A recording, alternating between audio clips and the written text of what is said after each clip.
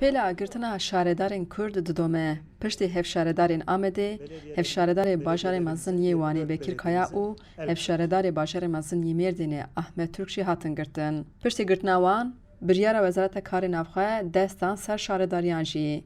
Bi girtina Ahmed Türk û Bekir Kaya heta niha dest dan ser çil şaredariyên DBP ku Amed, Mêrdîn û Wan sê bajarên mezin bûn. Her wiha di nav çil şaredariyan da pênc jî bajaran ku bi biryara hikûmetê destan ser şaredariyên Sêrt, Dêrsim, Hekkarê, Şirnex û Batmanê jî. Belediyelerimize 24 Hevşaredarê Wanê Bekir el Kaya du mehberê li Bakın, Amedê di Petrol çalekiyek Belediyesi de en di yakın derbarê belediye. destanîna ser şaredariyan û tayînkirina Kayûman da hizr û nêrînên xwe ji bo deng Amerîkayê wiha anî bû ziman. Bejim irada gel, işte milli irade bestikin. Ege bavariya wana tiştekî çünkü demokrasiye heye, irada gel heye bir wan emer nehel bijartin atin. Bijartin dubare bikin. Ama ev kare wanayı bu bawer ninin. Zor destan eserda. Ma dimenem temaşa bikin kaymakı devleti hatiye doravini bi set birinci özel hareketçi polis leşker ser nave gel bejez kaptın çe dest serda gel durdu. Hem o bina sen bu mühim değil. Zaf bina Paris'inin sen dolay kavan binaya mala gelem bu xodi dert yedim. Ontkar nava gel de çıkar bikin.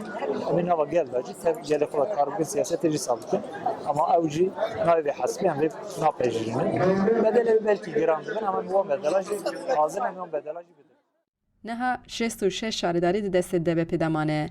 Lê Wezîrê Karê Navxwe Tirkiyeyê Süleyman Soylu di gotarek xwe de destnîşan kir, sîstema hevşaredariyê li dijî qanûna bingehîne û şaredarên ku bi vê sîstemê kar kirine wê bi hepsê werin ceza kirin. Wisa xuya ku şaredariyên ku ne şer û ne pevçûn lê çêbûne wê bi vê hicretê jî werin desteserkirin û dest bidin ser şaredariyan.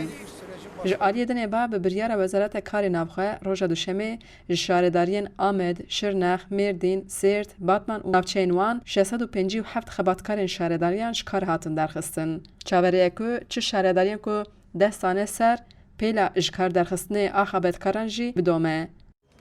Kayyum atanmış belediye kesinlikle çalışamayacaktır. Bunu net olarak söylüyoruz. Nasıl Ji aliyê dinê ba çalışamayacaktır? hevserokê Halk HDP Selahattin çalıştırmayacak. Demirtaş ku di çarê mehê de hatibû girtin û neha li girtîgeha Edirneyê a tîpa F'yê di hucreyek de bi serê xwe dimîne, bi rêya awqatan pirsiyarnameyek hinard ji serokatiya Parlamentoya Tirkiyeyê re. Siyasetvanê Kurd 6 pirsan ji serokê parlamentoyê kiriye. Hevserokê HDP dibêje 10 parlamenter bê ku ji parlemenê biryar derkeve hatin girtin. Serokê parlamentoyê difikire ku lêpirsinek bide destpêkirin an na. Birêz Demirtaş destnîşan kiriye ku 10 parlamenter dibin tecridek giran de bi serê xwe di hucreyan de tên girtin. Her wisa pirsiye ku parlamentoyê li ser şert û mercên 10 parlamenteran lêpirsinek bide destpêkirin yan na.